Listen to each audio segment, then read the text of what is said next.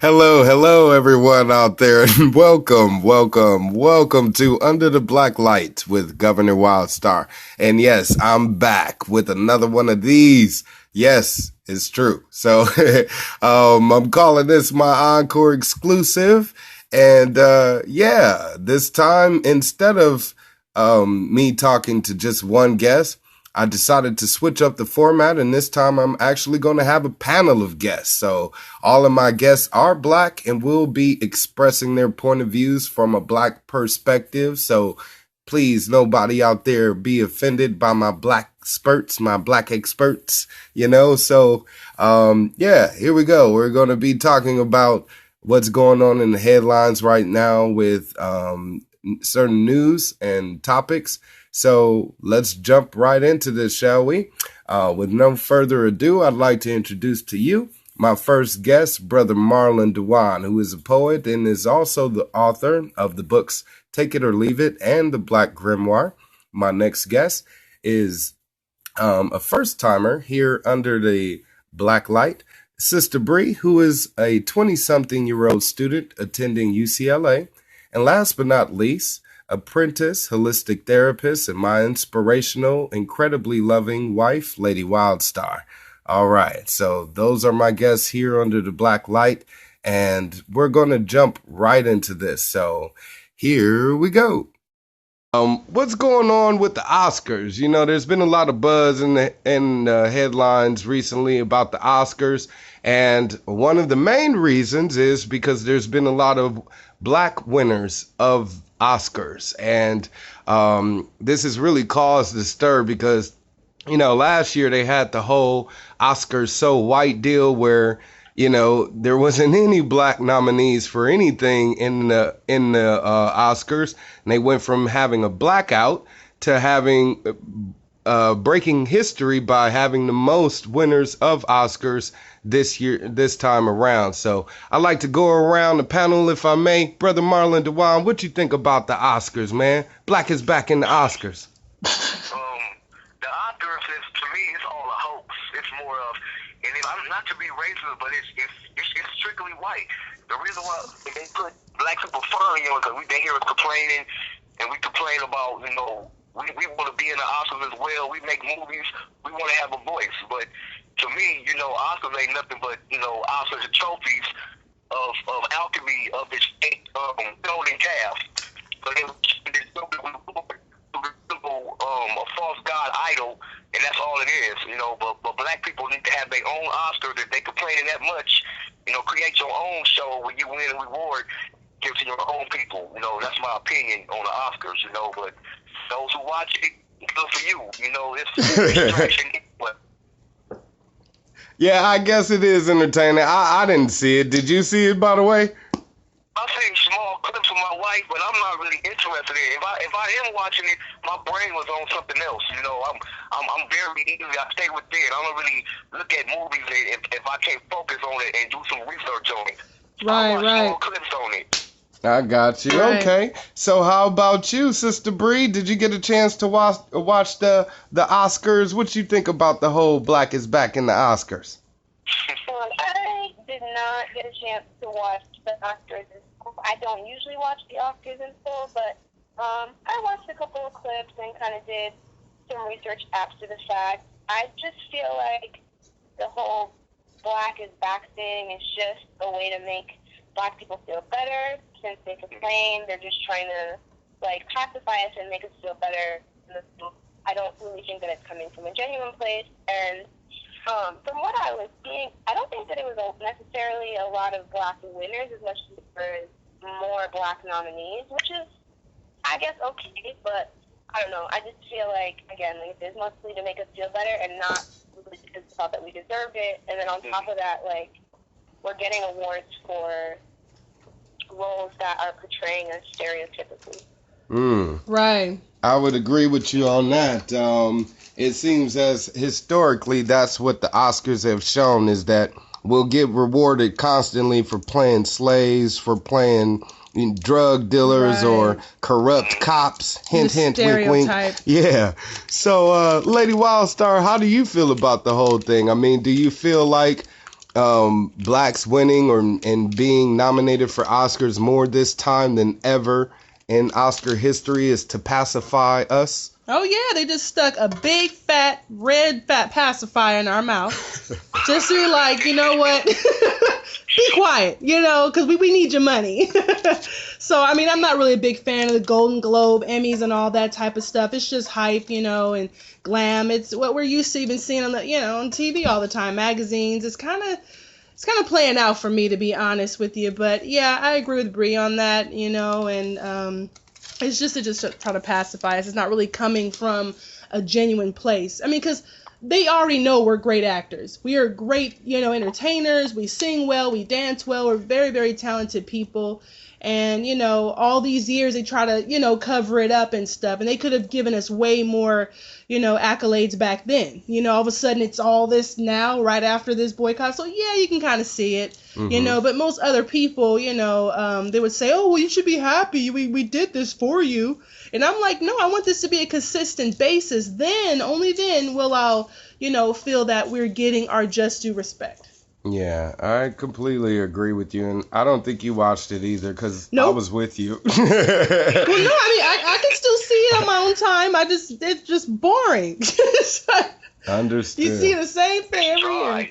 Yeah, it seems to get repetitive, and I don't know why they believe that, you know, rewarding people for doing their job, you know, is supposed to stop us in our tracks. And I know stars are stars, and, you know, they have their celebrity status amongst the people as well as being known, but there isn't really too much power in what they do, you know?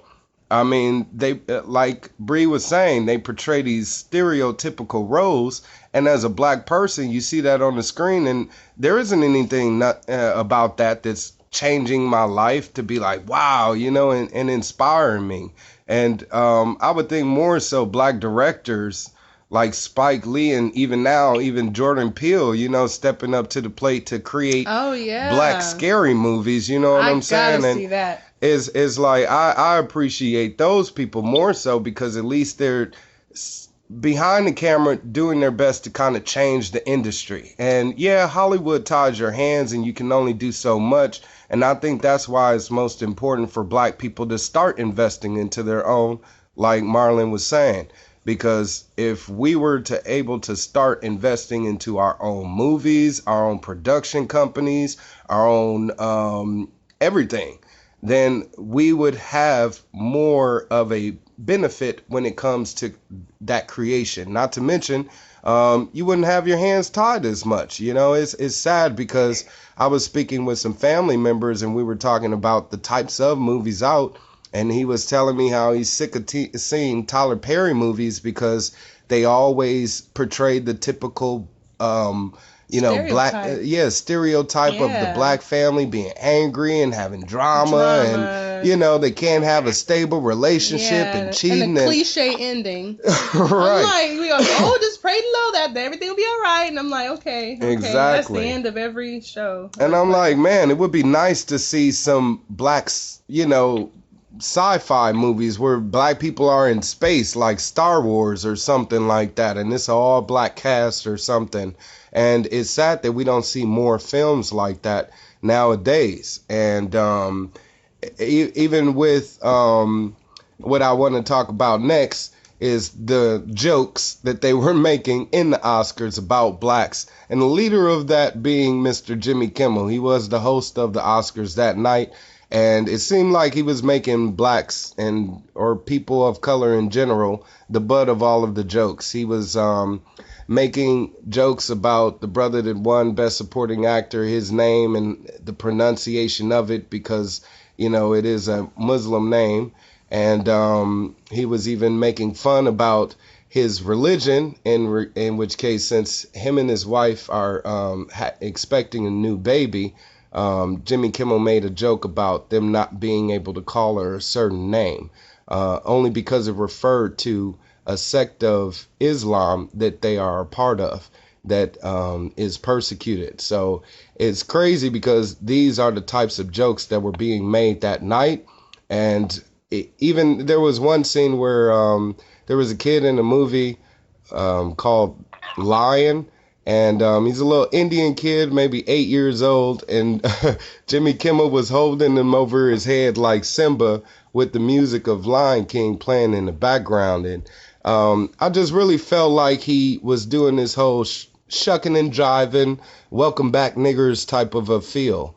And I want to ask y'all, how do you feel about Jimmy Kimmel and his jokes? Ladies first, Brie, Sister Brie, if you could.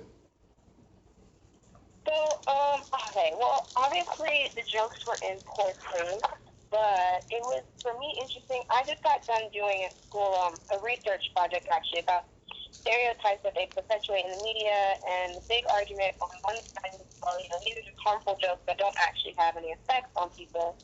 And my whole study was about showing, like, actually, no, these are things that are beat into us, and whether or not they realize it, these are things that we then start to believe for ourselves. And at what point, is a joke no longer a joke? So that's kind of how I feel about that. Like, it was not funny for him to, one, be making a joke about anyone's name. You're holding this kid up like an animal, so what do you say about, what does that say about what you think about kids?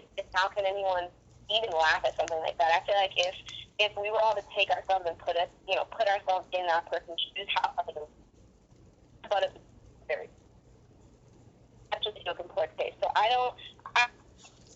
he was supposed to go with it, but I definitely was just like, wow, it was a huge smack in the face, and kind of just like, again, for me, it was crazy to see exactly what I just studied, like, in real life. Like, this is what's happening right before us, and people don't even seem to care. Like, they think that it's no big deal, but it is. So that's kind of where I'm at with it. Yeah, it's crazy that you say that about the whole kind of beating it into us, because that still just seems to me to stem from like the Willie Lynch papers, where we're still being bred into subjectivity, by constantly being downtrodden. And it's sad because when are we going to be able to break out of that mold? And you see a lot of white people talking about, we should be proud to live in America, or,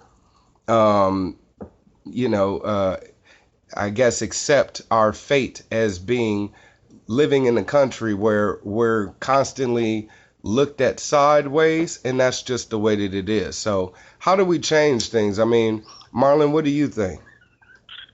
For one thing, stop telling the jokes. Be serious. Anytime you got a comedian or anybody dissing their own self and their own black people or even white people diss their own self to make somebody laugh, that's nothing but coonery to me. You're a buffoon. You claiming your own culture and ethnic group just to make other people laugh. It's really, it's funny. Even though it'd be funny, it'd be telling them good jokes and it'd be funny. But like you said, when you go home and think about it, like, it was stupid. You claiming your own people, man, and I think it's all buffoonery to me and coon. I don't care what race you are. Anytime you diss your own people to make money, to make somebody laugh, is that serious.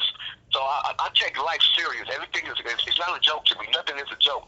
I take everything seriously. When I do my research, there's no joke at all. It's no comedy. So comedy was created to throw you off. So if you want to tell the truth, you put it in a joke. They laughing, but you really, the dude is racist to the utmost. Jimmy Kimmel is a freaking asshole, and so are some other comedians. Comedians are buffoons and straight assholes because they let you know they don't like you. they in your face like, nigga, you was a nigga. But you laughing, so it's funny, so it's all right because it's a joke. It's all buffoonery, and it's a joke to me, and I take life seriously. So I think it's all a joke to me. One big joke. Jimmy Kimmel is an asshole. Well, you heard it here, folks. First, Jimmy Kimmel is an asshole. He's a straight asshole. A capital asshole. And we know it now, definitely thanks to you, bro.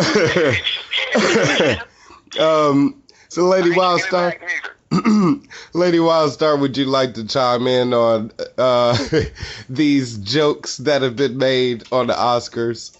Yeah, I agree with Marlon. I mean, it's a joke. Basically, the more you laugh at this, oh, you guys, we can do this to you, it's okay. It's kind of like we're laughing at, a decline of our true divinity as people.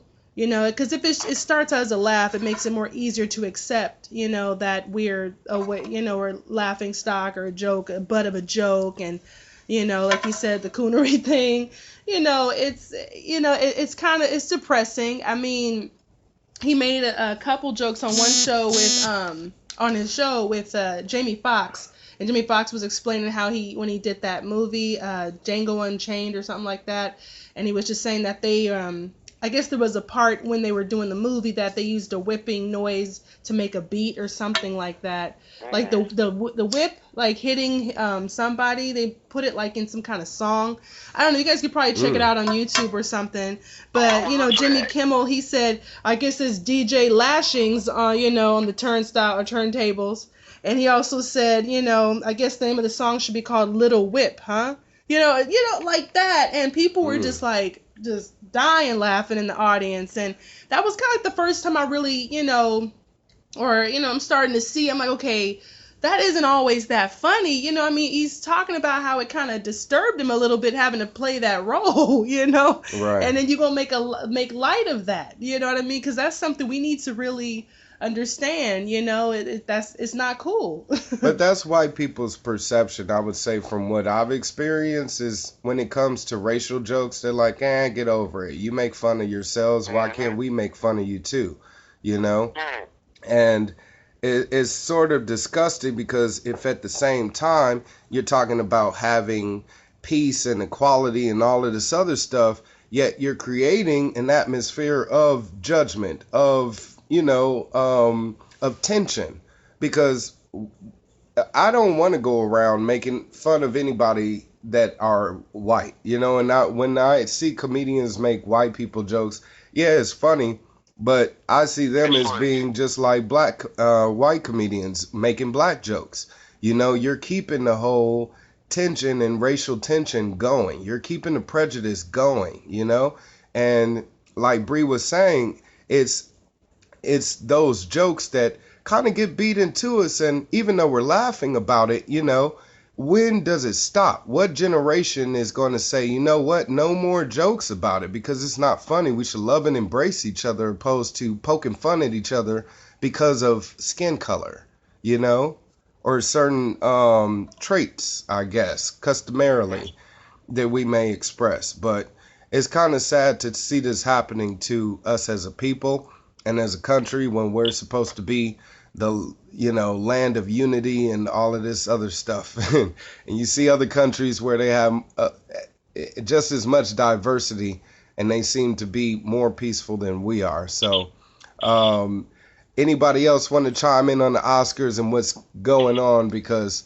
I would like to move along. No? We covered the bases. All right, good. Right. Yeah. And see, and that's exactly how it is with the Oscars. They're here today, gone tomorrow, you get over it. And the people that are winning them, they're trying to prop them up as being something that they're not. You know, they're not changing the world or anything like that. It's just a distraction for people wanting to, you know, think about themselves. Because the thing is, you're going to glamorize, you know, or you're going to like, you know, you're going to kind of want their wealth. You're going to have that, you know, have that envy and like, oh, I wish I had that and this and that. And you get all kind of distracted with the glitz and glamour instead of really looking within and, you know, focusing on the real things that are going on right now. You know, I think it's kind of like a distraction type of thing. That's just me, you know, but hey. Speaking of distractions, I like to talk to you guys about President Oprah. I don't know if you guys heard this, but Oprah Winfrey recently in an interview was asked if she thought about running for president in 2020. And when she gave her response, it was more so like a type of a response. So she went on to say that pretty much that she never thought any person that was never in politics could ever win the highest office in the country, and that's president. And she was saying that now, since Donald Trump has proven that theory to be incorrect, that she could possibly mull over the idea before 2020. So I want to ask you guys, how do you feel about there being the first black female president and her name being Oprah Winfrey? They actually said her real name is Orpah. That's what I heard. I don't know if anybody heard that. Have you heard about that, Brie? No, actually. No, yeah, that's what. It might be a typo. No, that what the guy, he said her real name was Orpah Winfrey. So I don't know. That's just, I thought I'd just throw that out there. But yeah, I mean, it sounds like a cool idea. I mean, you know, black female president. That's two double things there that they may not be ready for. With her, I'm unsure. You know, because you know. I don't know. She hasn't really done too many things, you know, for black people, for the black community. I mean, you know, except the color purple. But, you know, damn. Hey, that's everybody's shit. So, yeah, I love that. Oprah ain't no color purple no more, okay? She color green, baby. Yeah, exactly. I like that for sure. How about you, Bree? You want to chime in for me?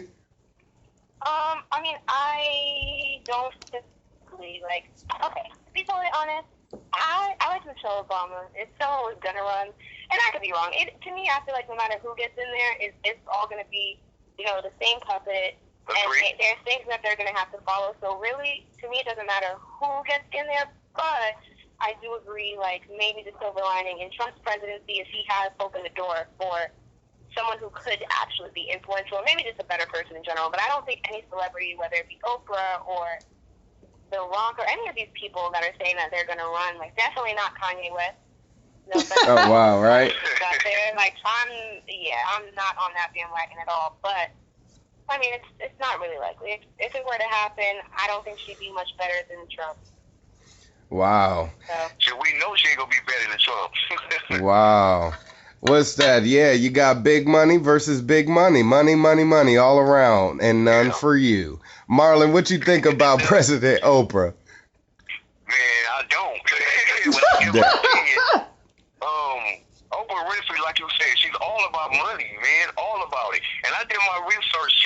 She might be connected to this Illuminati family, if that's what you want to call them. Secrets.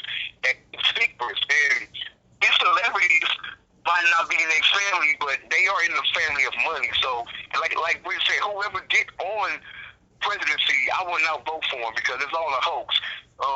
Especially a hoax, man. They telling you what they gonna do, and they never do it. I'm 39. I've been through more like 5 or 6 presidents in my life, and I'm still in the same predicament as my granddaddy was. Wow. Nothing changed for us. So when we gonna stop believing these fools and don't even vote? That's what we need to do. We don't need to vote at all for these presidents because nothing changed.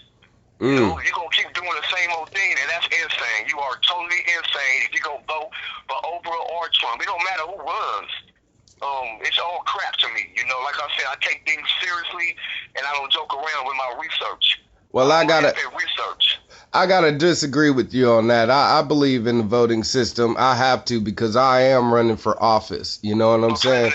And I also believe that, you know, if people were to actually support someone that is an average person, someone that they can believe in and trust in, opposed to just jumping on a bandwagon based on, you know, some flashy promotions or billboards or whatever the case, commercials, and vote for people just because they're in a political party and they feel like they're stuck and they can't do anything but vote other than Democrat or Republican. Yeah, nothing is going to change. That's insane to continue to do the same thing over and over. Yeah, pretty much. You know? If they show us something, if they show me something personally, I go vote. If they keep showing me the same coin, then what I'm going to do with the same coin? Anytime it flips his heads, there's no tails at all. When I see heads, a different coin, then I will have a change of heart. Because I do believe in community and society as a group of people, but not what we've been lied to. Right. I agree with you on that. I agree with you on that. And it's a way to develop that society better. I don't really think Oprah is in touch with the black community like that. I don't think she's familiar enough with its struggles and with its pains or the pains of the average person in America, you know, because she lives a sort of life that where it's foreign to the average person, you know? She lives glitz and glamour all day long. There's foods that she's eaten in her life, you know, that some people would never tried in their entire lives. And places she's been, they've never been in their entire lives. And nothing to say is that anything is unfair with that, but it does create a level of separation when, again, that is all your life consists of. It doesn't, you know, it doesn't consist of an outreach where you're living amongst the people, you know, where you're working a 9-to-5 job. And I don't think anybody like Trump or Hillary or Oprah Winfrey or whoever the hell could ever relate to the working class American, period, you know? And I really feel like we need to start focusing on those people when they do run for office, because they really will be the representatives of what we want, what we the people want. And if Brie is right to where, hey, you got people like Trump opening the doors of opportunities for things like that to happen, then hey, I'll toss my hat in. Nicholas Wildstar, Governor Wildstar for governor 2018. So hey, that's how we got to do it. I ain't never voted for nothing, but like I said, you show me something, you show me another side of that coin, I'll be the first. Hey, I'm not saying I never will. I said I never have. All right, I like that answer. And hopefully after me, you will. All right. But yeah, so with regards to Oprah running as president, I don't think it's a sure deal. But if she does, it's a possibility she just may win off of her name and fame alone, and that's sad, because that's what our country has came to, is like voting for American Idol or something like that. You even have a president that is a reality TV superstar, okay? And that is him. He was a persona, and he never done anything for me. He's not going to do anything for you. And speaking of Trump, let's talk about some Trumpisms in Trump Nation, you know, with this situation. Recently, he just signed an executive order to, I guess, support HBCUs, which is historically black colleges and universities, such as Spelman, Howard, Morehouse, etc. But anyways, they made a big hubbub about this. One day I go online, I'm seeing pictures about it everywhere, and people talking about, oh, this is a great thing for, you know, the black community, and Trump showing his true colors, or whatever the hell. Anyways, because I don't really think he cares about black people. But I think this was more so like a photo op. But this executive order, it does delegate $25 billion to HBCUs, okay? But the funding will be used to take care of its initiative, which is to move the focus from of HBCUs from under the Department of Education to under the supervision of the White House. So now this is $25 billion of our money, taxpayer dollars, being used to pretty much micromanage these historically black colleges receiving funding. And I'm pretty sure they got to jump through hoops just to kind of get the money. And none of the students are benefiting from it. So, Sister Brie, since you are a college student, would you mind telling me how you feel about the whole Trump HBCU executive order BS? First, I will say seeing is believing. That's how I am. So, you know, you can say whatever you want, but it's entirely different to actually act on that and do it. Secondly, I didn't go to a HBCU myself, but when I was at state, there were a lot of students who were transferring out of HBCUs because the general consensus that I was hearing was just like, it's not all that it's cracked up to be, and they felt like they had very limited resources, so they transferred out to go to a university that they felt would be a better fit for themselves. The other side of that, I think people should be fearful that they want to have it under the administration of the White House, because if there's one thing that I've learned and seen very clearly throughout my whole time in school is that they're lying to us. They've literally rewritten history to us. Right. To get us into, this mindset of like, they just lie completely about everything about how history was. Yeah. I think what's going on now seem better, or to make it seem like, oh, we've come so far, look at what previously happened. But there are so many incidences. Like, I had a whole 3-hour lecture of probably 20 to 30 people, places, events that were never mentioned ever in a single history class, history book, course that I've ever taken from the beginning of school until I'm about to graduate in 2 weeks now. So I think, if anything, people should be fearful that, and I think it's a tactic even more, like, why would you take an HBCU and put it under a Trump presidency? Like, what about that sounds good, and what am I missing? Right. Where's the celebration in that? If anything, people need to be worried that they're going to start pouring in more and more lies to get black people more and more in a state of, discord and, like, disconnect, because that's all that they want to do. They're using knowledge basically to separate us, or a lack of knowledge, to keep us separated, keep us divided, and to keep us in a singular state of mind. I think if anyone was smart, I'd be running as fast as I can away from the HBCU. Wow. Really.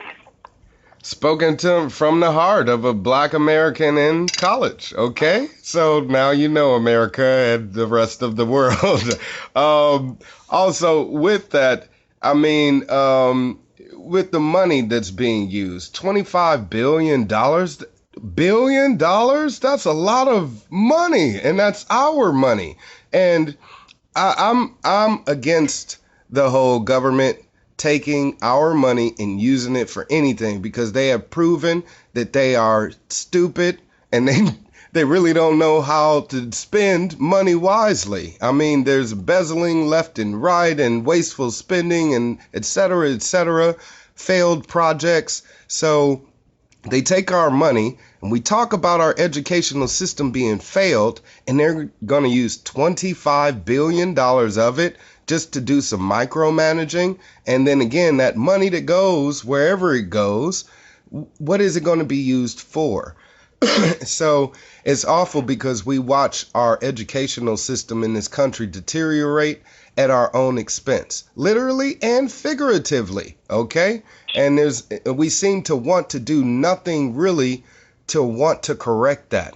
One of the other things, this is a spin to this whole HBCU thing that I kind of found really intriguing, was Omarosa being behind it all. I don't know if you guys know who she is, but on his show, The Apprentice, she was, I guess, one of the girls, one of the contenders or whatever. And she was really famous for being this angry black woman on his show that he kind of fell in love with, quote unquote. And she's still in the picture. All right. And she's still in the picture. Now, Trump is married. What is he doing with a black woman?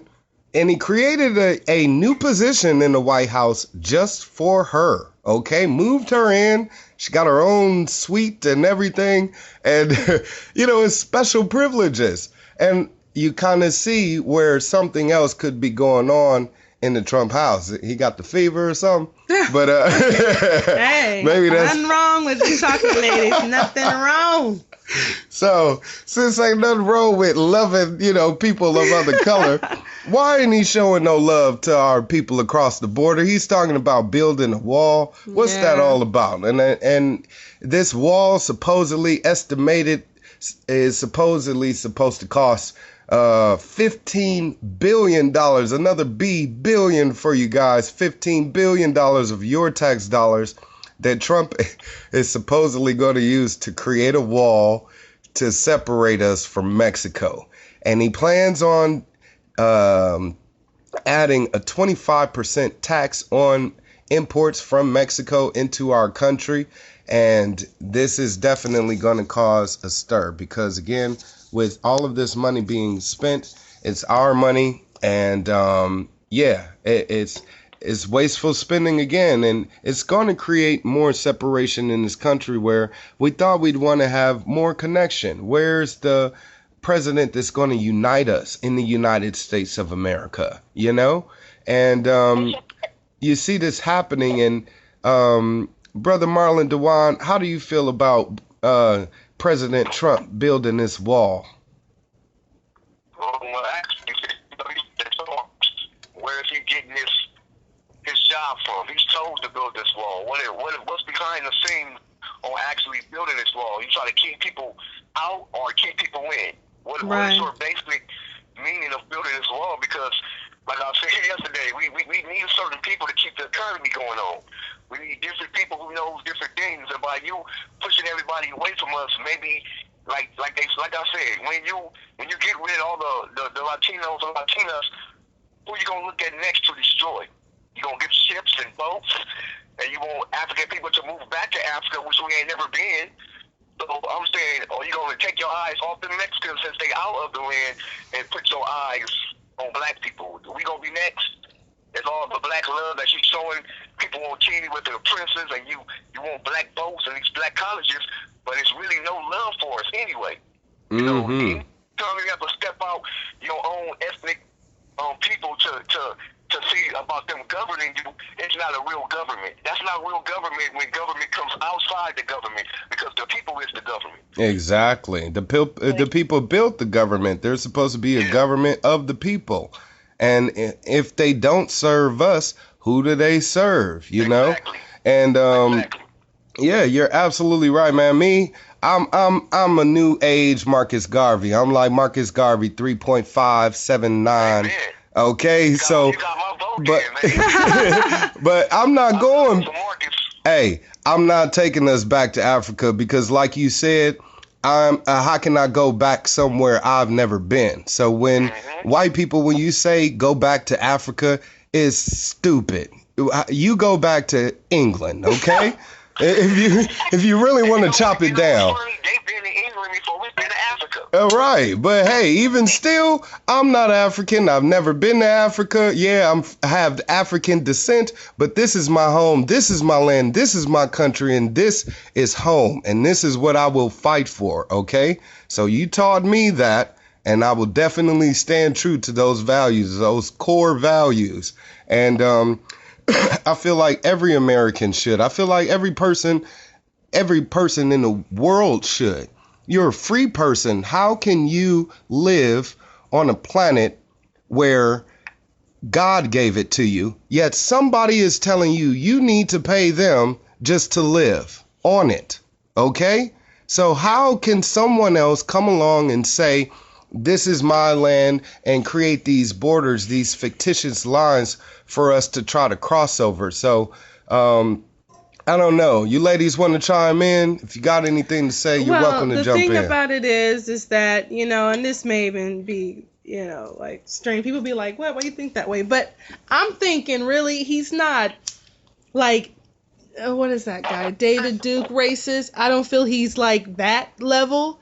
I think it's really about green. It's about money. You know what I mean? Even he don't care really kind of what color, as long as you bring in money, politics. He's a businessman. I see him more kind of like that. You know, I mean, there's some that are just like, you know, blatant, you know, racist and stuff like that. But him, he's just kind of like, hey, I just do whoever pays me. You know what I mean? If you got the money, I'll do it. And he'll probably really would help black people if the government was more, you know, on our side. They would, you know, if they would fund him saying, hey, make everybody appear black, beautiful and everything, change the media to reflect that black people are kings and queens. He's like, all right, I don't care. Give me the money. You know what I mean?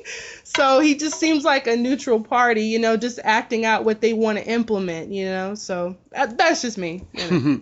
Brie, you want to jump in if you got anything? Yeah. My whole confusion with, like, anyone who is in support of the wall, like, okay, also being in Los Angeles, from my understanding, this was originally Hispanic land. So how can anyone, like, we took something. How now are we turning around and saying, oh, you have to stay out? You have to stay out of something that we took, not necessarily from you directly, but, like, I just didn't understand that. I don't understand how anyone can feel that, not just about, like, Hispanics, but any race, when we took America from someone else.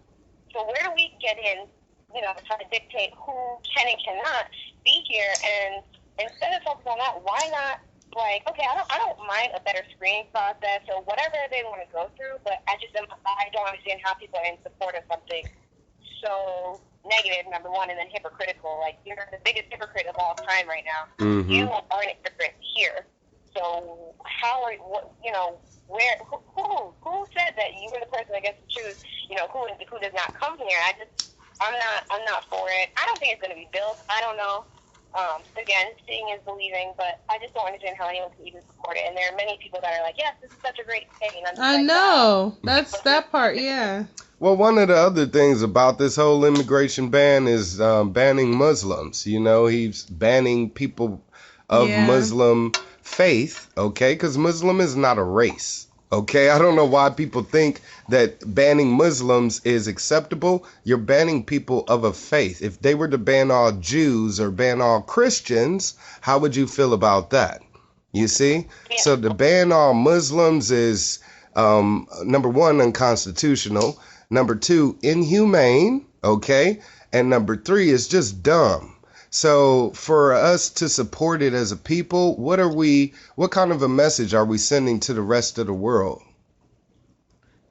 Exactly. And just, I don't know if people know this, but race is a social construct. So race doesn't actually exist.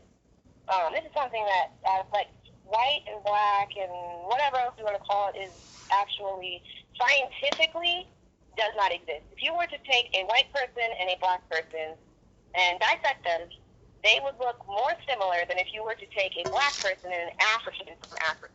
Right. So I'm not sure if I'm actually even aware of that fact. Like, race is completely just something that was socially constructed to kind of put us in a place or remind us of a place that people thought we should be in. This is what your role in society is. So we're going to call you black, and we're going to call this white, and white is right and black is wrong.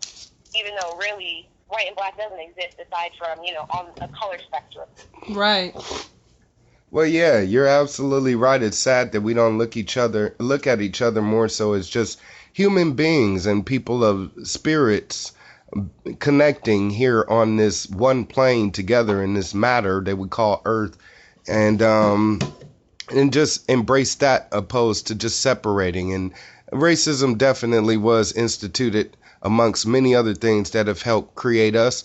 And one of the next things that I'd like to talk about that is starting to separate more people is the whole transgender thing, because Trump also reversed the bathroom rule that Obama instituted, where he was assisting for transgendered people to have bathrooms be outfitted for them as well, and allow, I guess, certain businesses, states, cities, whatever, to allow male or female bathrooms to be occupied by transgendered people. So I know this is definitely one of those hot button issues, and we all have mixed feelings. So, Brother Marlin Dujuan, how do you feel about that?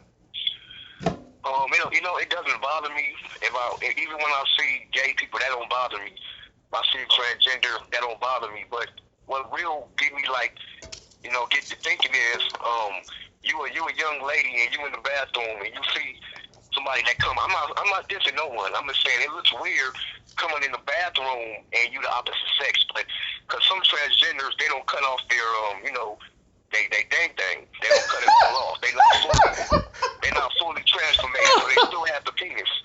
And it's crazy when you go in a woman's bathroom and you have a dress on and you pee. Why you can't use the male bathroom? At least you could stand up still. Right. So my thing is, I don't care if you date a lizard or a gorilla. Nobody want to see a gorilla take a shit. Okay? I'm not dissing no one. I'm telling you how it is. There's some people that are intrigued. They do want to know, but okay. Like, you date a gorilla. Look at this woman with this gorilla. Do you actually want to see the monkey take a shit in front of you? It's bad enough that you're kissing the monkey in front of us. But I'm saying, okay, it's all about respect and honor. Honor yourself. If you don't honor yourself, honor other people's feelings and their emotions, because you're putting yourself out there like that. Why would you want to come out there like that? Yeah, I mean, like I said, I don't know. There's certain ways to approach this issue, and of course, with Trump stepping in, being who he is, I feel like it's more true to character of him creating more of a divide. And my wife and I, we have talked about this because We do have friends and family members who are gay, and we go out and to party with them and all of this other stuff. And the places that we've been, you know, some clubs, they'll have a unisex bathroom where people of both, you know, whatever genders are allowed to come in there, and there's transgendered people, and, you know, we've been to the bathroom. So me, I just see as a bathroom is a bathroom, you know, but my wife, however. Don't even get started. No. I mean, the thing is, yeah, I agree with Marlin. You know, it's the gorilla. And I'm sorry. That's crazy. He's right, though. I mean, it's like a certain level of respect. The only thing I disagree with is, you know, it shouldn't be like made law, you know, to say, okay, you're not allowed to do that's the rule, and it goes across for the whole nation. This goes for all people. I don't want to do that, because I don't hate gay people or transgenders. I mean, lovely people, you know what I mean? They're people. But, you know, I believe we should just allow the businesses themselves, you know, to dictate how they want the bathroom to be. And people who are cool with it, like my husband, you know, you go in those places. Private anyway. Huh? Taking a crap is private, right? Exactly. Yeah. It's private. So why would you want to see all that? Why you want to see the gorilla take the shit? I don't know why you stuck on these gorillas taking shit, man, but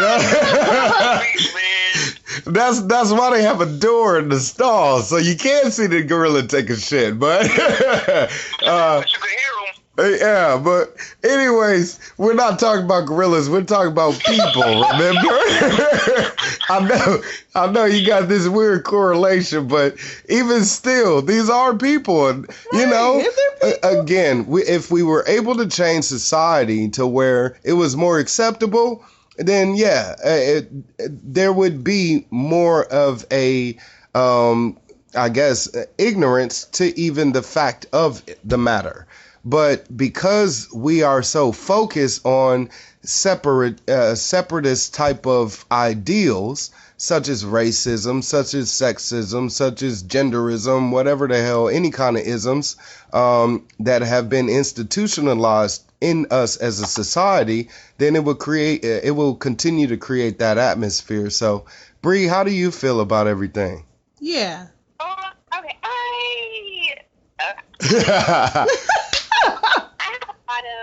I feel like I'm kind of somewhere in the middle, because truthfully, like, my family is they're very vocal about their disapproval, usually, of gays and transgenders, and like, I try to keep my personal opinions like to myself, because I believe in love over everything.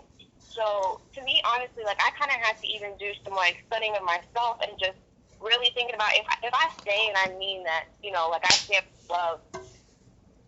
I kind of feel like it's wrong to say that they can't. I think what they should just do is just have all gender bathrooms, period. Like, I like that idea. A bathroom is a bathroom. Shit, you gotta go, all right? They put a door on it for a reason. So I really wouldn't mind, like, I've walked into the guy's bathroom before. It was actually a pretty funny instance where the guy's like, do you know this is a male's room? I'm like, no, I didn't notice the man on the front of the door. But, you know, like, I have to go. So I think they should just turn it into all gender bathrooms. They have them for families. I don't see what the difference is. Like, that would be the best way and the most useful way. Oh, if you're a boy, use the bathroom and be done with it. Yeah, I like that idea. Well, I mean, you gotta go when you gotta go. You know, we had to switch over and all that. But, you know, it's just crazy to other people's feelings and all that, because you still got, like I said, you still got the Gentiles, they still on there. They feel uncomfortable. I mean, well, you should also ask yourself why it makes you feel uncomfortable. Like, I really personally don't care. I gotta go to the bathroom, so I'm really not trying to spend excess amount of time in there. I need to get in, handle my business, and get out. If you're doing the same thing, I don't have a problem with that. Handle your business, get in, and get out. If it becomes a thing, I mean, I think what might be weird is maybe girls go through certain things that guys might not be ready for, but maybe y'all need to see that, and that might give you oh, wow. I don't.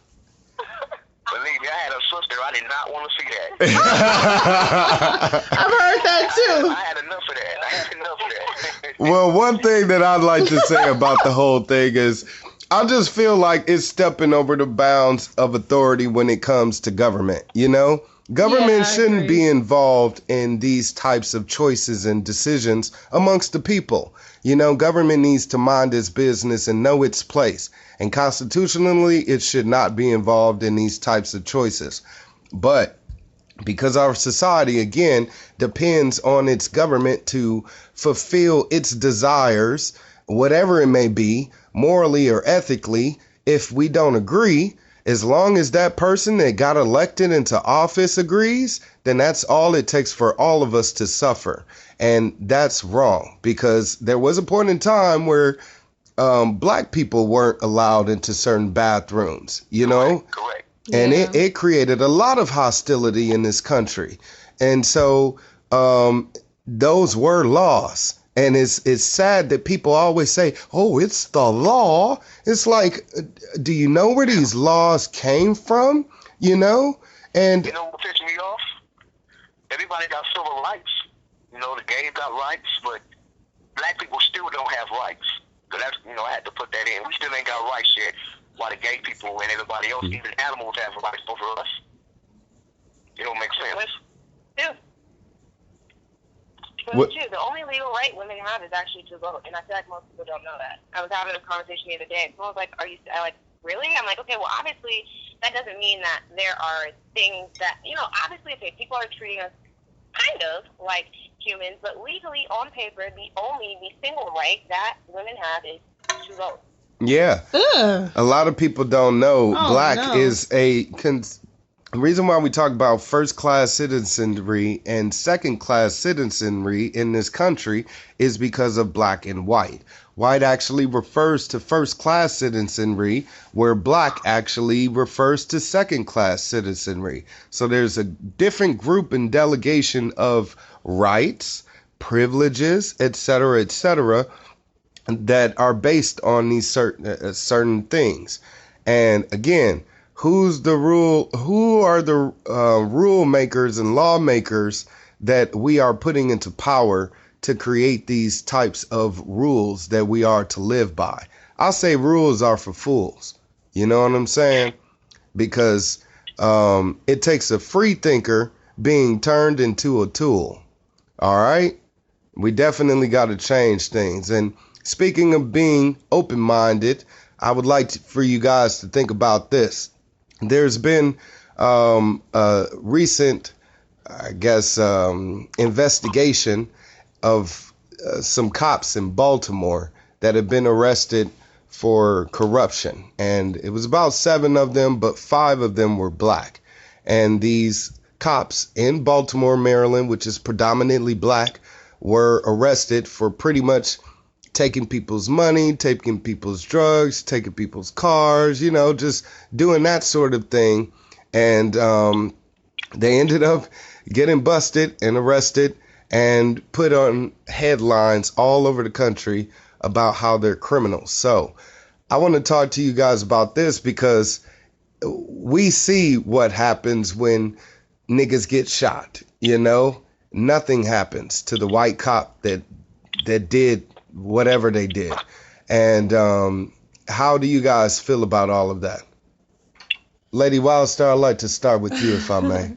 Well, it was, you know, I personally just think that, you know, of course I don't condone the killing, stealing, and all that type of stuff. And, you know, I never will. So my thing is, a story that I was reading was that they were actually they actually stole a total of $200,000, and what happened was they actually start dipping into the department's funds, and that kind of flagged the attention of, you know, the FBI or whatever, and they started doing research, and the cops were like, they were cool with it when it was, you know, more under control, but when it started getting out of control, they're like, uh-oh, can't help you, we can't have your back on this one. And then they just, you know, got caught, I guess, because they were going to Malibu.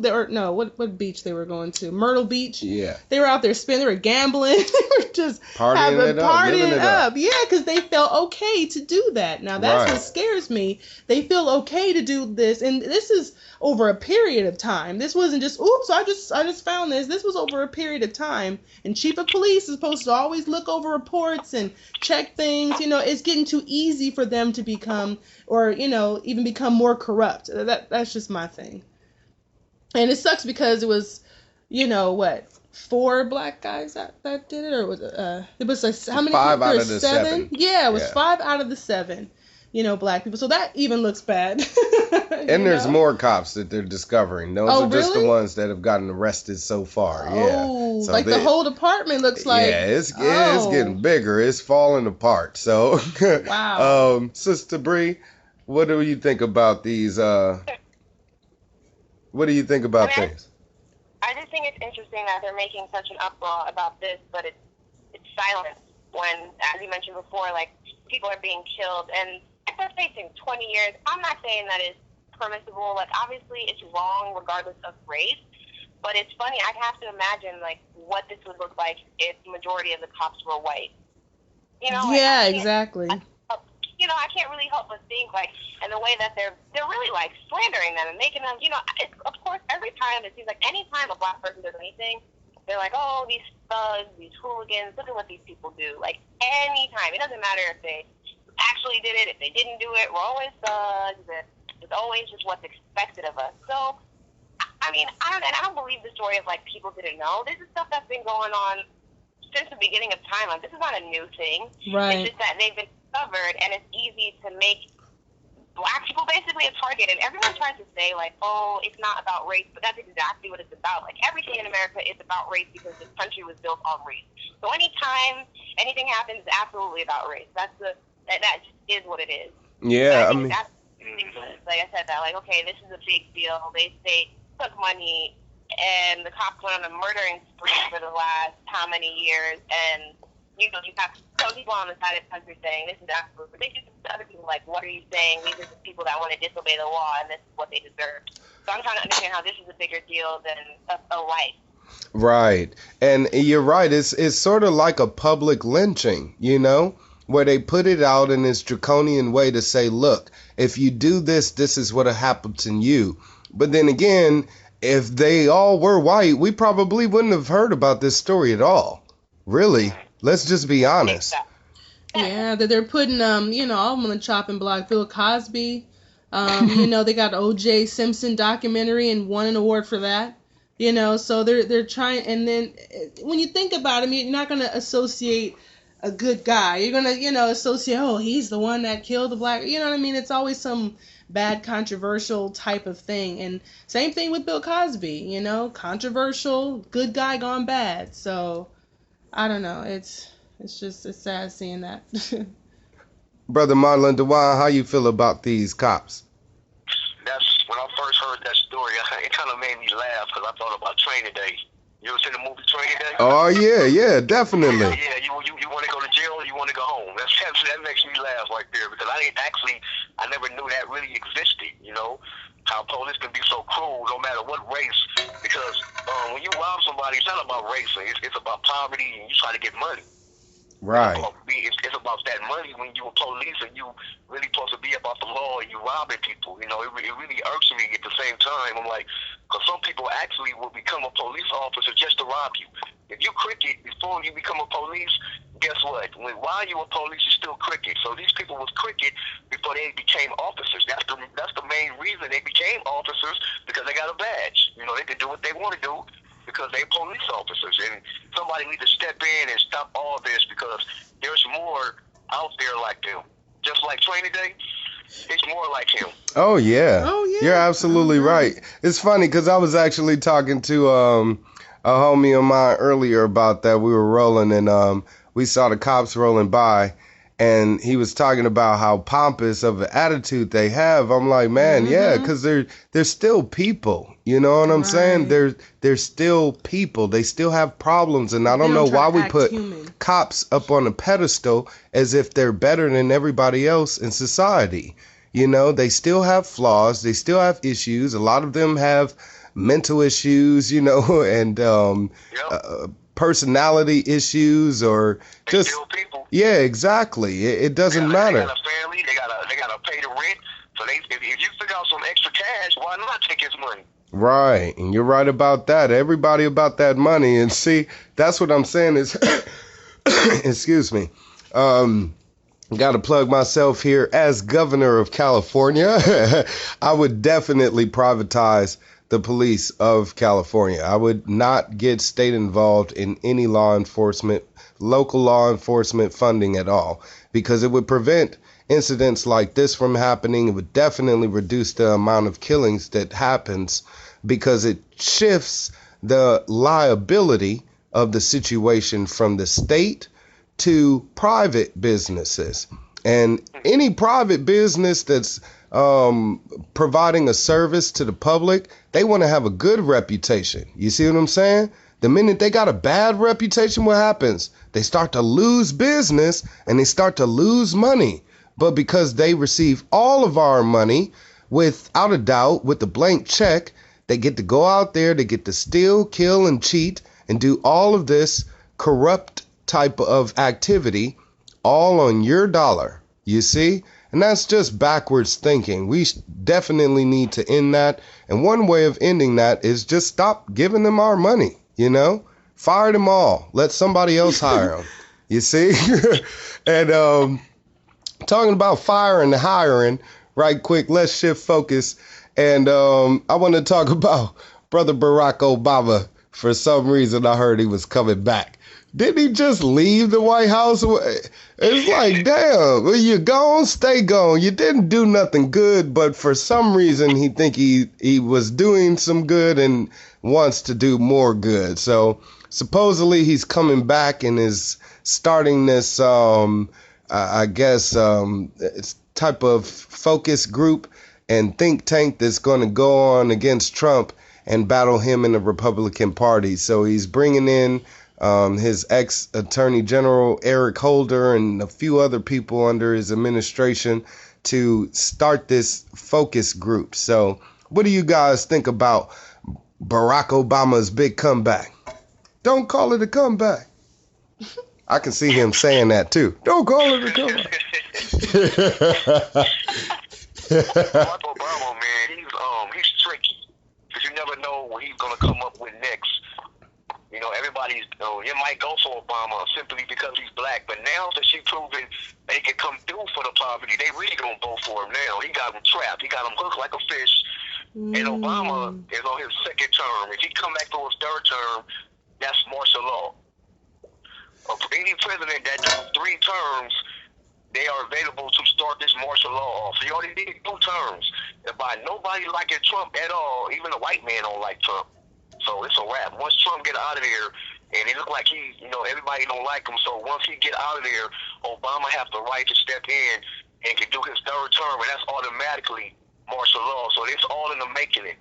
Like I said, I don't trust them right now because it's looking too fishy. Obama want to come back, and he will come back. It ain't been 100 days yet. It's still before 100 days, so be on the lookout for these 100 days with Obama. Just like Trump. He don't care about us, so that's my opinion. So it sounds like he's saying that they got something up their sleeve. What do you think about that, Lady Wildstar? Yeah, because it was funny even before, I believe before the inauguration of Trump, Obama had said, I don't, he's like, if the country is, the nation's at stake, I'm going to come back. He said something like that. Mm-hmm. And, and now it's what, 10, 12 days after he's been in office, he's already saying it. So it's almost kind of like he planned it, so I don't know, you said it. Yeah, because he did say that. He goes, hey, if it's at stake, I'm going to come back. I'm like, you had 8 years, not 4. You had 8 years to really just make this a utopian society, like they could have done the Negro Land thing on Key and Peele. Oh my God. We would have been dancing the street, Drop the Negro Land. Yeah, Negro. I know you guys seen that skit on Key and Peele. If you haven't, Key and Peele, I'm not sure what season, but it's Negro Land, really Negro funny. Town. Negro Town. I'm sorry, Negro Town. It was all bright. They had colors and dancing, and it's a beautiful place. It was. I could take you there, straight up. I'll take you to Negro Town. Anyway, so Sister Brie, how do you feel about Barack Obama's big comeback? I'm just wondering, if he couldn't do anything while he was in office, what is he going to do? What difference is he going to make now? That's just, it goes back to what I was saying before. You can say what you want to say, but it's entirely different to follow through on that and to actually, have action that matches your words.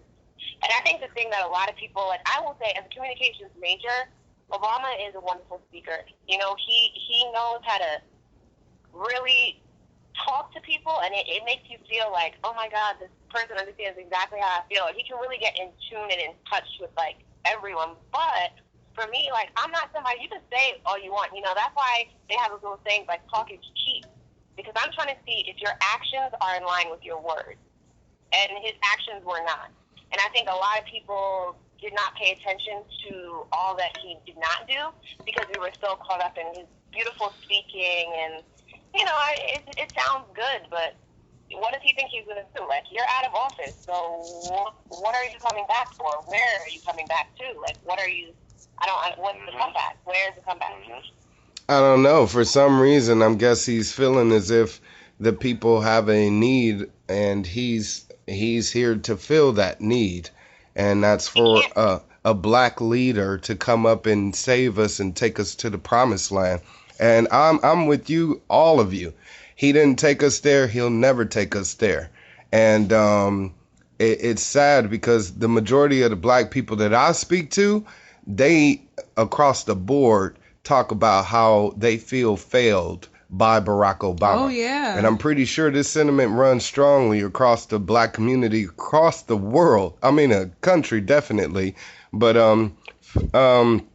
it's sad because, again, you have them promoting him up as some sort of black leader that's going to save us out of the destitution that we've been suffering in. And if it hasn't happened, it won't happen. And Barack Obama, you're not going to make it happen, bruh. So please just stop, stay where you are, enjoy your time with your wife and your family, and just go away, okay? He did. He was playing golf. He just came back. I don't know. Shit, I think he went back to Hawaii. Go back to your hometown. Washington, man. He was in Washington. Yeah, exactly. You spent too much time in Washington, man. Go back to your hometown, man. If I was somewhere... He was lying, talking about he want to see his daughters grow up in the high school. And you the president, man. Go vanish. You're right. No, I don't think he cares too much about us or anybody else. I think it's more so about caring about the agenda, and exactly. And that does not include us. So, speaking of agendas, I want to talk to you guys about something that is very near and dear to me. It's one of the last things we'll talk about here, and it's the case of Mr. Markeith Lloyd. He's a brother on trial right now for murder, okay? And I really feel like this case should be in the forefront of the news right now, like they did O.J. Simpson, because if you read the details of this case, it is extremely interesting, and it has everything to do with sovereignty, okay? This is a very big key word that you're going to start hearing more and more frequently throughout the revolution, because it has everything to do with you, me, and freedom, okay, in this country. So this brother Markeith Lloyd is representing himself as a sovereign, and I want to talk to you guys about this case because the thing about sovereignty in this country, if you know anything about what sovereignty is, it basically has to do with relation to the king and the dynasty, etc., and there being an authority, okay? The word sovereign. So our nation itself is supposedly a sovereign nation. The reason why we broke away from the crown was because we didn't want to be under any ruling authority. We wanted to be our own ruler, our own authority.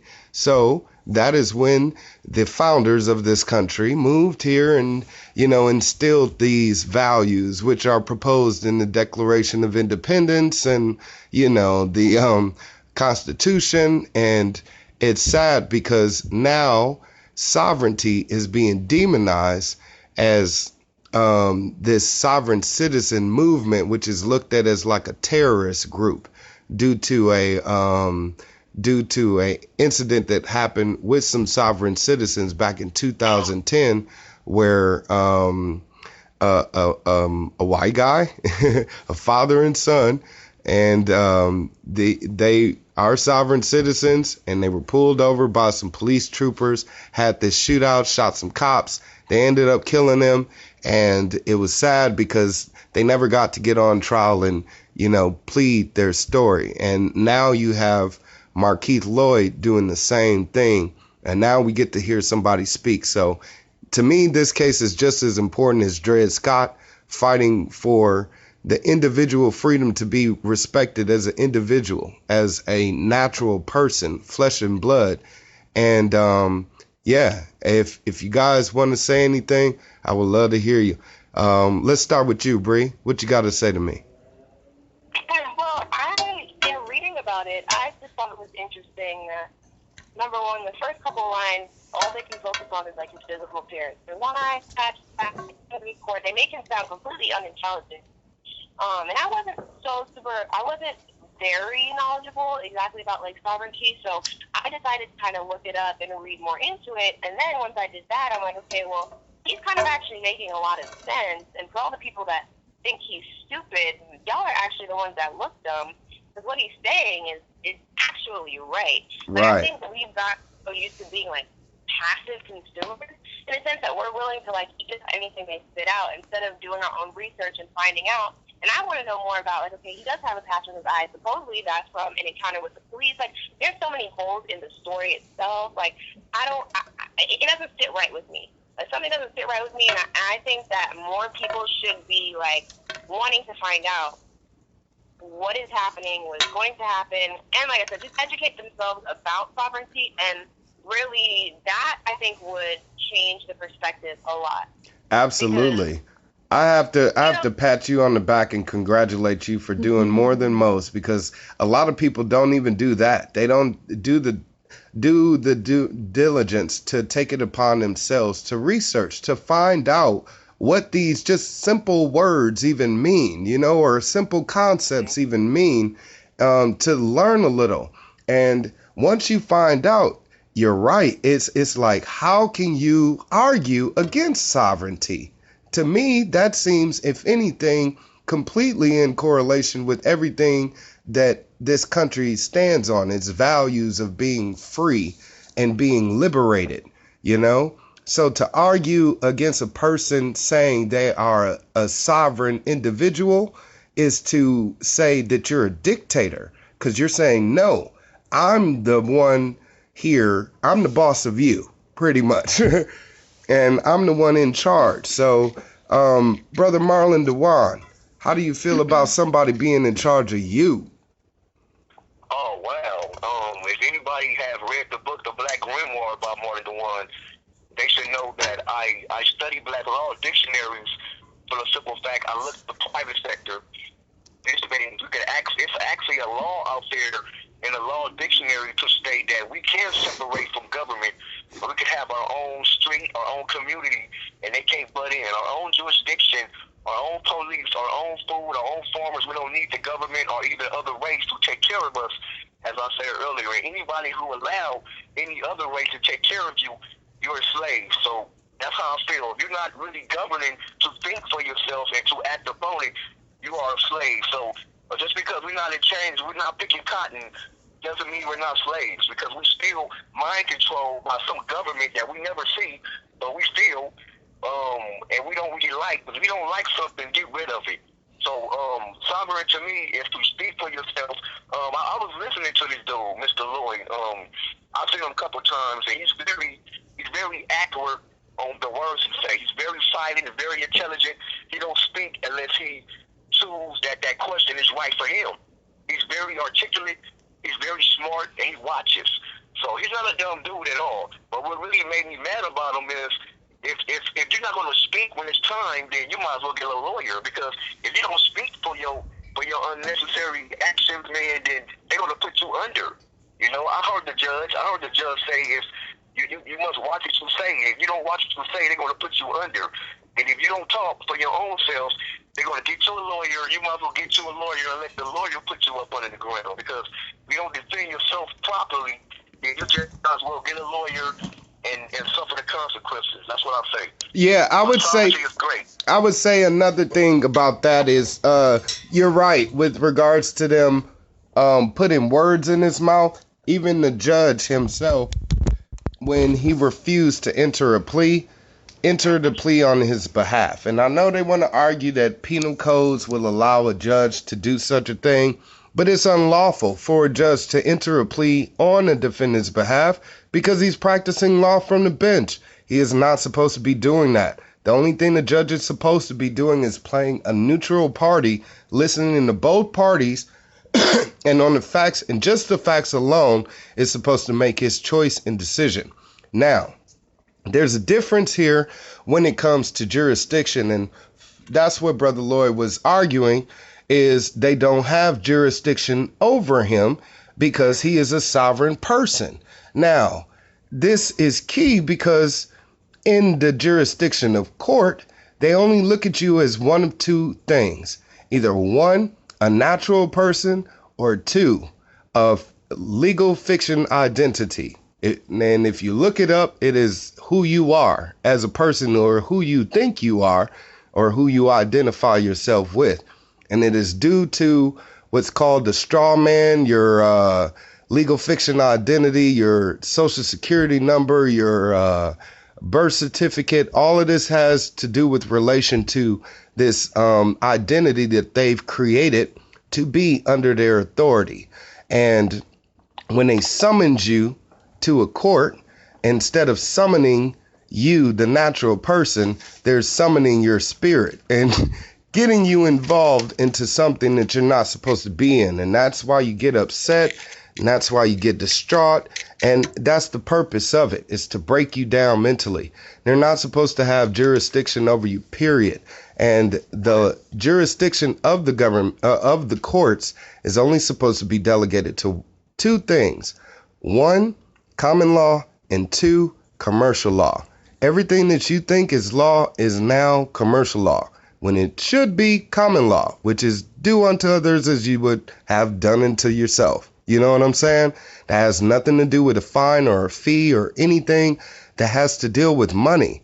But for some reason, you can pay a fine or a fee and get bailed out of jail on murder charges. How is that possible? Because everything comes with the dollar amount, and that murder charge is under commercial law. It is not under common law. So, Lady Wildstar, I would like to ask you about this whole Markeith Lloyd thing. You know a whole lot about this, being with Governor Wildstar since, you know. Well, no, it's just really, I saw a few videos and stuff like that. And what was strange to me was, like Brie had said, it was a bit strange. It was kind of patchy. And I did notice that when he had his first hearing, he went and actually said, and he actually told his story. He actually said, no, that's not what happened. He said there was other guns there. I crawled out. Her brother came. He's like, I wouldn't shoot her. I wouldn't do that. And he just didn't strike me as the type that would do it. Because normally if you just did it, be like kind of just quiet.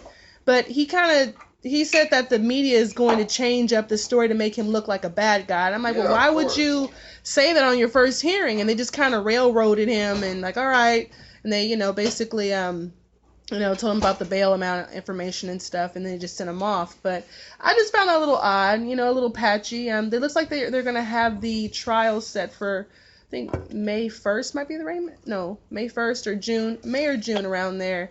And, so I guess we'll just have to wait to hear the trial. Yeah, it's sad that we got to wait even till then, because we should be informed right now. Yeah. And, the judge has no jurisdiction at all. You people out there, you got to learn about sovereignty in you and how it applies. Because if you consider yourself to be a free person, then there should be no person over you other than God. If you believe in God or higher faith or anybody, then or creator of you, then that is the only person you owe any faith or servitude as a subject. That's the only person you should be subject to. So not of any discrimination or any judgment by any other person. And we need to stop perpetuating this idea amongst each other that we have the authority to judge one another. In Christianity, we say nobody's supposed to be able to judge us other than God, but yet at the same time, we judge each other for not being Christian enough or judge other people for not being Christians at all. You see? So it's sad because these ideals seem to be just so accepted, just on a whole moral, ethical type of a stance, when again, none of us is better than the other. And excuse me, I'm losing my voice here. So I think we should probably wind things down. And before we do that, I want to kind of spring something on you guys. It is kind of random, and my wife and I, we talked about it, and it's actually something that we do amongst ourselves, and it's an idea that she threw out to me, like, hey, we should play a quick game at the end, and it's something my wife and I do called Uncommon Common Sense, and it's where we kind of talk about things that are common sense, but it's uncommon to people because for some reason they just don't seem to pay attention to those things. So it kind of goes like this. I'll give you guys an example, and then we're going to go around and see what everybody can do. All right. So if you ever heard the song Questions by Common, he says a part where he says, why do I need ID to get ID? Because if I had ID, I wouldn't need ID. You see what I'm saying? So that's an example of uncommon common sense. I know you guys kind of feel caught off guard right now. We're just going to go around. So ladies first. Lady Wildstar, you're up. What gets me is, the police breaking the laws that they enforce. You know what I mean? They, like they give you a ticket for having no seatbelt on in the car, but when you go on a bus, not one seatbelt to be found. And there's elderly, there's, babies, and everybody just sitting there. And if that bus stops, everybody's going to get all messed up, fly right through the window. Yeah. But nobody's regulating that. But yet we're being regulated. Yeah, I don't get it. Left and right. And if the cop runs a red light, oops, it's all over. Right. Brie, you're up next. Okay.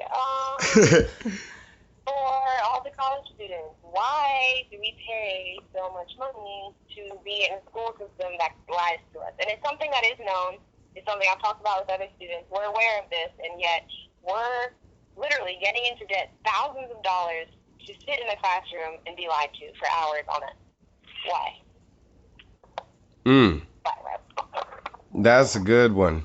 And why are you paying to be taught something that you could learn on your own for free? Yeah, it's like, in practical, you're paying for practical type of things, but you need practical knowledge to pay for that impracticality. There's another one. Marlin Dujuan, you are next. My thing is to the Christians. I'm not an anti-Christian at all.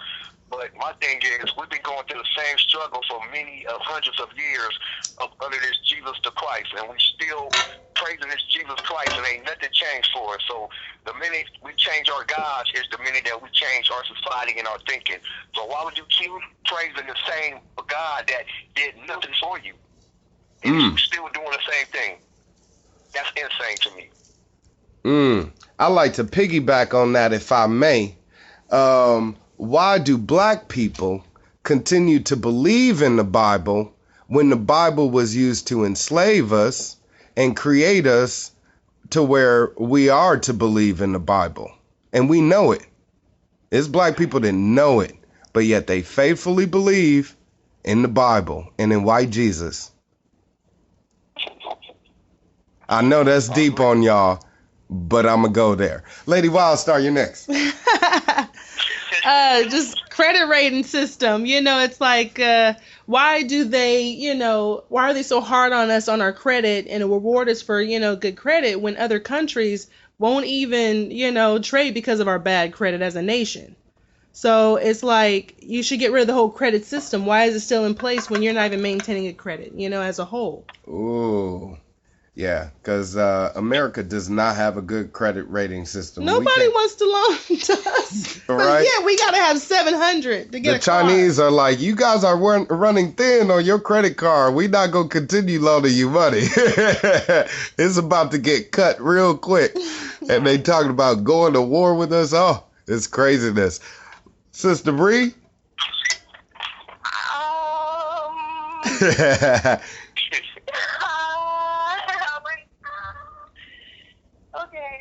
Okay, something I touched on earlier, kind of more hypocrisy, but why do we believe in, why are we anti-immigration when we ourselves are immigrants? Which is a question I will forever ask. Once again. Yeah. True that. Yep. Nobody's from here. Even the supposed Native Americans, they do their history. They find out they're not from here either. Yeah, we're a big melting pot. Exactly. That's all that is. Yeah, so it shouldn't be one race dominating the other at all. We're the United States, and we all came from different countries, to pursue freedom. So. Right. And if this is supposedly the new Israel, then we're not doing a good job at keeping our melting pot, on simmer. All right. Brother Marlin Dujuan? None of my thoughts are insane. I got another one for you, man. Why do we keep doing us? It just bothers me how white people or either whatever non-black people who diss the colored man and they say they racist and all that, but they playing our music and they putting our music on commercials and making a great statement how much they hate us. They love us. Right. That's all I'm saying. The love-hate relationship. It is. It's a love-hate us, They love-hate you, man. Yeah, I'm like, you like me? You kind of, you have an unhealthy obsession of showing hate or love. What'd you say, Brie? I said they secretly love us. Like, I tell my friends all the time, I'm like, actually, white people love me, and they tell me that all the time. They just don't like to say it out in public. Right? They didn't want to get called a nigger lover. Right. Exactly. Oh, no. White people are, trust me, I'm like, I can show you a few of them. We breaking some hearts right now. I can see the comments just going like, oh, Right. my God. Bless their heart, man. Bless their heart, though. No, seriously, Straight up. they do have some I'll take it all, good and bad. Give it to me. All right, I got one for you guys. Why is it that we got to rush to pay our taxes? Okay? We got to rush to pay our taxes by what? April 15th or some shit like that? I don't know. I don't pay taxes. But anyways, the whole tax return, they steal taxes from me by taking it out of my paycheck. But that's what it is. Taxation is theft. Remember that. But they take our money quick as day. But whenever we need our money back, they take forever. They drag their fee with the tax return, or you pay on a ticket or something like that, and then they say, oh, the ticket was canceled, and then it takes forever to get your money back, or you pay for a bill or something like that. They shut your lights off the next day, but then, you overpay on that, and it's weeks or months later. You just got to fight for your money, but yet there is no fight when it comes to taking yours at all. You got to give up the fight. So what's up with that, Lady Wildstar? Wait. I don't know if this would go under the category of this, but it's like when you're in the court system, it says the people versus da-da-da-da. I don't really think the people care. They're at home, they're watching TV, not worried about what you doing in court. The people's court. Yeah, this is the people. Them people, like what people? Because it ain't these people. You know what I'm saying? So a lot of people at home, they don't care about you. So what people? Yeah, why do people think? The people versus the people. Why do people think court is like people's court? Go to actual court. It is nothing like people's court. Okay, at all. Lady, Sister Brie, you are up next. Let's see. Okay. So, I'm like, you can do it. You can do it. Why do we? Why? Okay. I'm like, okay, I have one. Why, to go back to our Oscars one, why are we okay?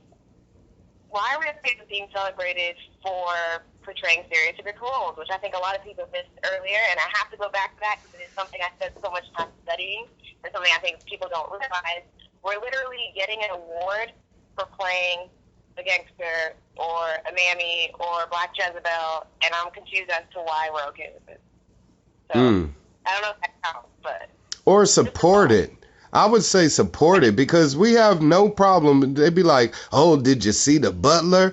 Oh, did you see Birth of a Nation? I'm like, I don't want to see more of this slave whipping. And it's just, it gets tiresome. You know, you walk out the theater angry. I don't want to feel that way. You feel beaten and hurt and pained. It's sad. I want to see an uplifting movie, you know, show me that, you know. Sorry, Massa. I'm like, man, shut up. I'm just like, I don't want to keep that. We get it. I see them when you're in school. They teach you the roots and stuff like that, and you know, it's sad. I mean, it was kind of uncomfortable, especially when you know you're in a diverse group and you're only Black kid in class, and they play that.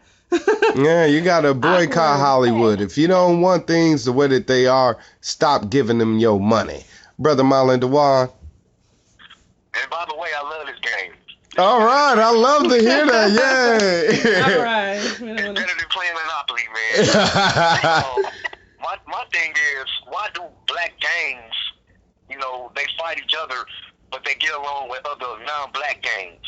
It just make me think like you hate each other that bad. Like when they see me, they what's up, cuz or blood? But when they see the Mexican or the white man, they smoking a joint with them. And having a conversation with them, a full conversation. When they see me, they put their hands in the sky. I don't even gangbang. What's up with that? Oh, wow. Man, brother Marlin Dujuan, he just went there. He just went there. All right. He dug his fingers in there for y'all. All right. So if y'all can understand that one, you'll have the essays being cool, you know, with the homies and shit like that. This shit even takes place in jail too, you know. If you see it in jail, see, y'all don't know about real life, okay? Shit gets deep all around. The people that you forget about, you know, the homeless and the people that you just turn a blind eye to. Those people in jail, they get out eventually, you know, if they may. And if not, they're living in there and it's a whole nother life. And there's millions of people, of our people, in jails across the country. And this is happening all day, every day around our nation. So one thing I want to talk about and throw out there is the Federal Reserve, okay? Why is it that they take our money, okay? And wait a minute. Hold on, I had it, but I lost it. Well, the thing is, if they audit, yeah. Okay. Yeah. So why is it that if that's what I was saying with the taxes? If you don't pay your taxes and you take their money, or they take your money and all of that stuff, they can audit you, but the Federal Reserve has never been audited. And it's in what, almost 100 years or something? I don't think they ever been. Yeah. It's 100 years. Yeah, it's been a long time. They've been around since 1913 or something like that. And they've never been audited. And every financial institution in this country is subject to audit. Any bank, any trade company, any stock and bonds, or whatever the hell it may be. Even your local, what is it, Cash Express or check cash in place or something is subject to audit by the IRS, but you yourself cannot audit the IRS, and it hasn't been. Even Ron Paul is out there still talking about auditing the IRS, and his son Rand Paul audit the IRS because it will lead to ending the Federal Reserve. If you learn about the Federal Reserve, they are not federal at all. They're a private company and no more federal than Federal Express. And if you think Federal Express is a division of the government, then you need to do your homework. So we're gonna.